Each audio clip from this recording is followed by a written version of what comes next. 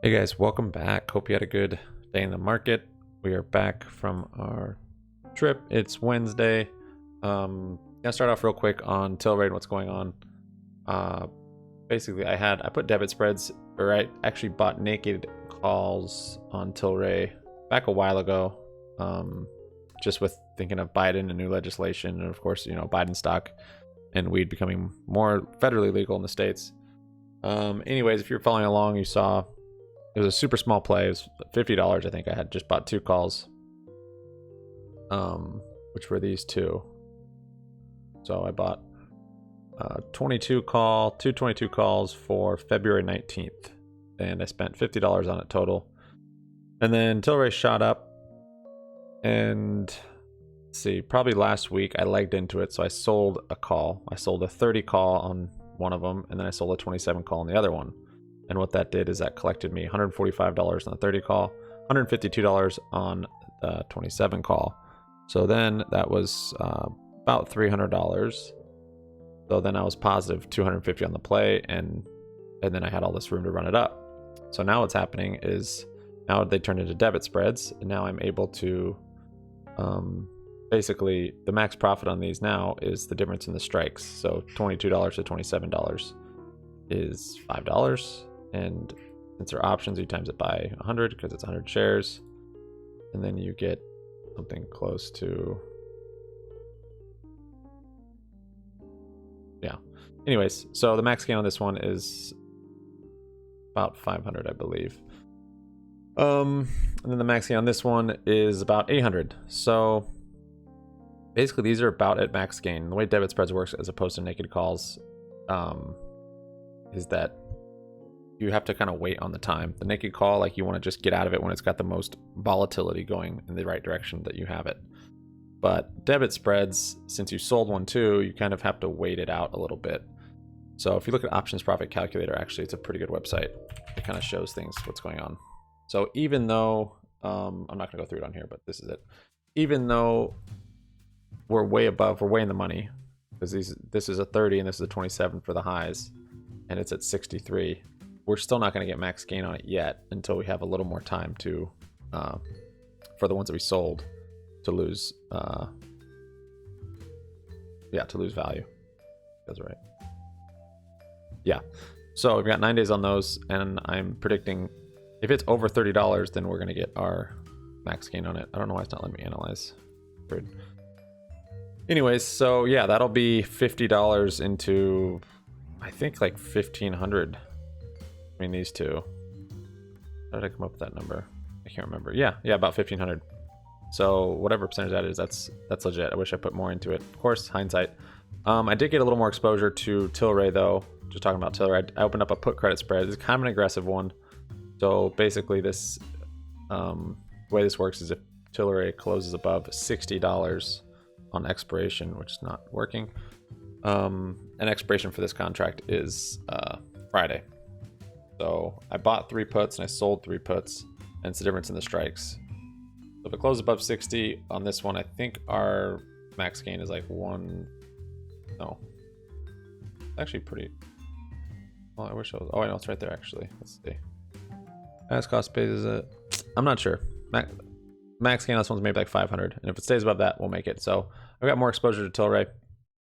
Tilray, I would just happen to find an article, and it was like talking about Tilray and a short squeeze. I was like, that's interesting. I've not looked at Tilray's short float interest for a while. So I opened up FinViz, and I'm like, wow, it's 46%. And then I'm seeing the chart, and I'm thinking they've got to be starting to cover. That's got to be part of the reason for this run up. Given this FinViz is old, but I think they just updated it because it's like once a month. Because I think before it was closer to 50%. I could be wrong though. I don't know exactly when they updated. I can't remember. Might be on the 15th, 19th. I don't know. However, with this strike price being so high now, I imagine shorts are either, I don't know, starting to cover, and that's part of the reason this thing's running up like crazy. I mean, there's other reasons, of course. Tilray's merging with Afria, another weed stock, and then they're getting, I don't know, they're gonna start selling in the UK. There's different bullish. They say it's from Reddit. I don't think it's really from Reddit. There's different bullish news about it.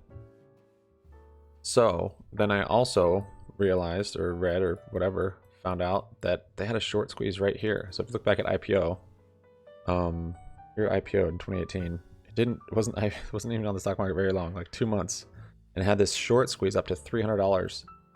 And at that point, Tilray was shorted. The short float interest on it was like 20 something percent. So with that, I'm thinking if we keep going and they start to cover, this squeeze could be, I don't see why it couldn't be up to like $500, because there's a lot more float. However, they probably offered shares since then.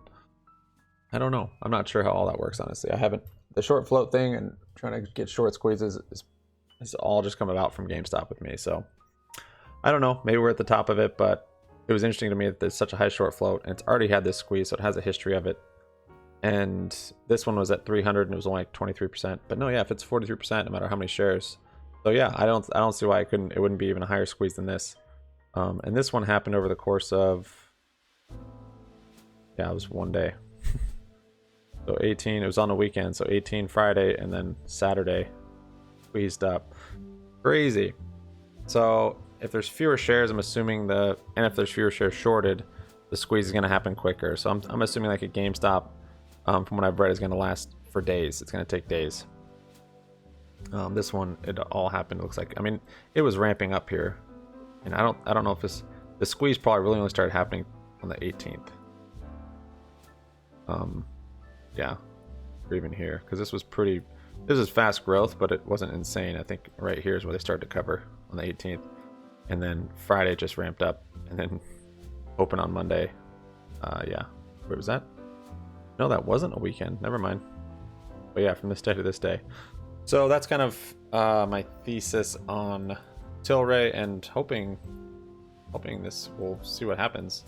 It's got some bullish news, so it's able to push it up. I mean, if you look at a chart like this, like, oh, it's already happened, but this might just be the beginning for it, honestly. Like, this thing doesn't want to stop. It kind of came down here a little bit with just kind of the market today. But, so I also have shares of it. We got 63 shares. If you're following us on Twitter, I tweeted it out like here.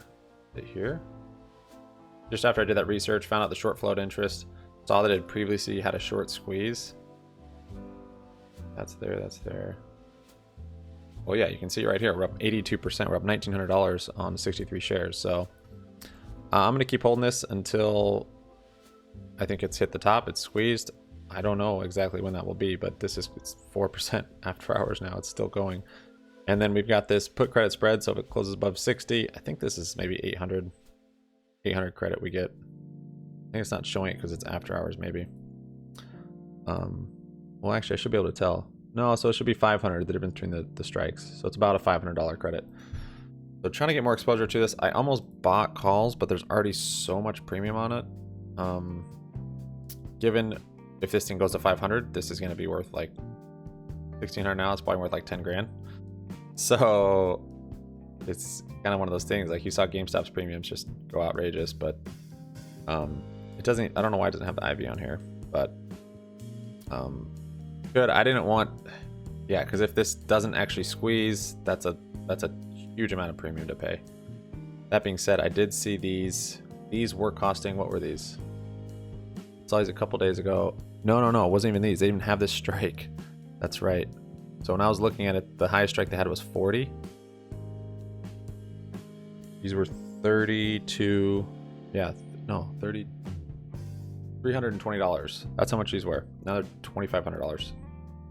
Yikes. So yeah, I don't know if you guys have exposure to that. That was my quick little Tilray plug. Just to show you guys what I'm into. Not financial advice, not a recommendation. That's what I'm doing with Tilray. We did a lot today though. Let's see. We bought 145 shares of ARO.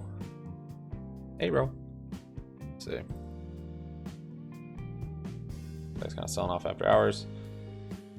Formerly Drop Car designed and manufactured purpose-built automotive grade electric vehicles. The company's EV model include Club Car, three-wheeled vehicles, inline seating, portal access.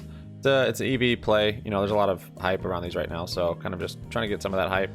I'm not like adding this to the long term, but it seems like a pretty good setup. I haven't done a whole lot of research on this one, but electrical solutions for last mile delivery. So that's pretty key. That last mile delivery is something that all the carriers are kind of trying to figure out right now. Site's kind of selling off after hours, but that doesn't really mean anything, honestly. So we're up on that already, 10%. So that, yeah, this account looked good today. And then we've got these Foresight autonomous shares that are still going and kind of just waiting. These are all swing trades. So, but yeah, oh, you can't see it. There you go.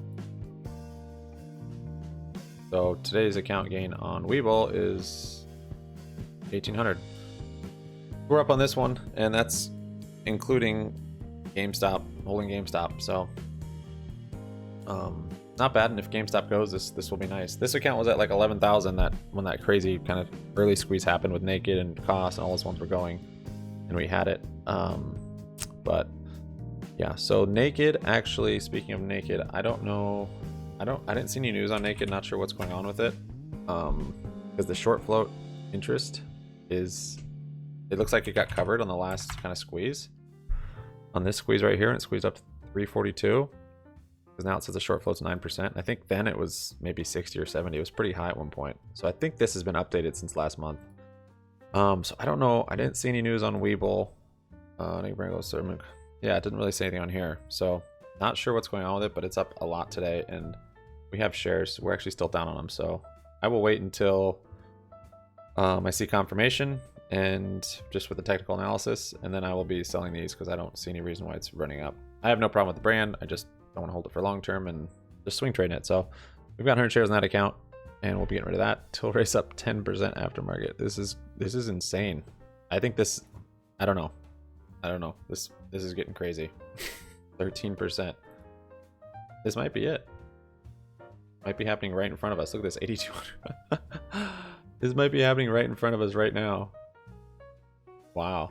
Okay. Well, if you guys have Webull or extended hours, you can't do extended hours on Robinhood. Oh, probably should have bought a call. That's okay. Little wins here and there, and you build up an account and don't go crazy. Don't go yellow. So let me see the history. I don't think I had. So yeah, I bought those shares of Arrow. That's all I really did today on this account, I guess. Yep. Everything else is just up 15. All right, guys, follow me on Twitter. I mean, just so you can watch it. It's not something you should do unless you want to on your own decision. But yeah, I'm telling what shares I'm getting into and stuff. And I'll probably do it on YouTube once I'm able to do that. I need to get, I think, 1,000 subs first, and then I'll update YouTube. But I don't know, Twitter's pretty quick and easy. 14%. I'm getting so distracted. Our long term today, yeah, it sucked. But this is just a savings account. Doesn't even matter. You're owning these companies, so whatever. Tesla's down 355. Corsair had good earnings, and then it dumped, and that's why it's risky to always play earnings. We had that exposure to it, remember, and thankfully I was able to cover before earnings, so we made some money on it, but not a whole lot. If this ripped, we would have made a lot of money on it, but I see it bouncing off this 180 moving average and then kind of coming back up. So I haven't sold out of my debit spreads on this. So we have 6 debit spreads, 2 naked calls, and yeah, the debit spreads are up $207 on it. This was up like 1,000% at one point. But I was bullish and I thought it's going to do good earnings, but apparently it was all priced in because they had great earnings, beat estimates by 15%, and it sold off. So nothing you can do there. Let's see what else on the long term. Theory's down, IMMR's down, UWMC. And then Webull we saw. So on here I did actually quite a bit on the E-Trade. The history. Yes, this thing is broken. I can refresh it. Nope. E-Trade actually really sucks, guys. The app is awful. There's a lot of things I don't like about E-Trade. This is kind of an interesting site. It's called TradyTix. I don't even know. This just like showed up on my tabs. I don't have no idea. I don't remember opening this or clicking on it. But at some point I did, and yeah, it's kind of cool. You can see daily top chatter on Twitter. Today was Sundial. Sundial went up hundreds of %. Weekly top chatter. Yeah, kind of an interesting little thing here. This is tradytix.com. Let's see if we can get this to work. Trade. E-Trade's down more than Robinhood. Webull more. It's literally it's always messing up. Whatever. I'll go over the E-Trade stuff in another video. I did a lot on it. I could go through it on here. It's just so confusing. Yeah, I mean it's all right here. It's like okay. So I bought. Okay, I'll go through it real quick. ACIC. This is a SPAC merging with Archer. So Archer is EVTOL, is that what it's called? Basically vertical takeoff airplane. So electric VTOL. So it's electric, vertical takeoff and landing aircraft. And it's an electric one. So basically this just makes commuting. So you can take off, if you're in an urban environment, take off from a helicopter pad in the city, fly, it's up to 60 miles at like 150 miles an hour, and land and plug in. I think where the battery tech is right now, electric airplanes is not, it doesn't make a whole lot of sense, but there's so much hype around EVs, and having an EV plane that also has electric or vertical takeoff is huge in my opinion. You can basically just skip all the traffic in cities, and then you could land, there you go, 60 miles, 150 miles an hour. So that's within pretty much, they pretty much nail it. That's within everybody's distance for the most part to their commuting work. If they work in the city and live outside the city, 60 miles is like the maximum that most people, I would say, commute. Typically it's probably like 5-10 miles, but it takes maybe an hour if you're in a big city. So that's where this thing is legit.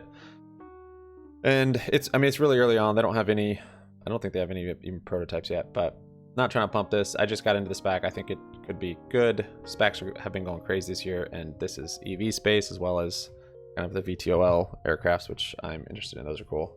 So I picked up, let's see, I picked up 100 shares overall. I just kind of scaled into it a little bit. Picked up 100 shares of that, and what else did we do? Look, see, this is just crazy. It's all messed up in here. We got the Tilray, the Tilray options I was showing, and sold our EasyGo shares. We're just doing a little swing trade on EasyGo. I like it. I'll keep it on the watch list if it keeps going. Electric scooters from China. Nope, not working. So yeah, that's pretty much it. Still have GME in here, and yeah, we're holding on. It's fun. This is, I think this is a bubble. This is crazy. Stuff is just getting hyped up and just going crazy with zero thought about evaluation or things like that. What else was on there? I don't remember. That's it for me, guys. Thanks so much for watching. Sub up, like up, comment down. Happy money sticks around. If E-Trade comes back up, maybe we'll make another video on that. But yeah, that's it for me. Thanks so much for watching. Peace out.